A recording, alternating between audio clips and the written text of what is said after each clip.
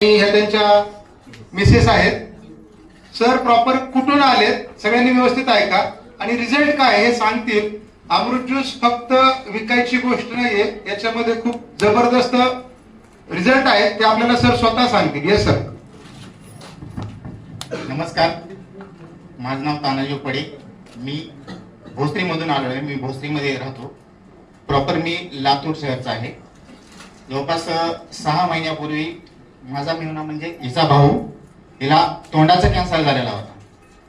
तर त्यांना डॉक्टरांनी म्हणजे आळ्या निघत होत्या त्यांच्या इथून, केमो वगैरे केले होते. तर डॉक्टरने त्यांना 4 दिवसांची मुदत दिली होती.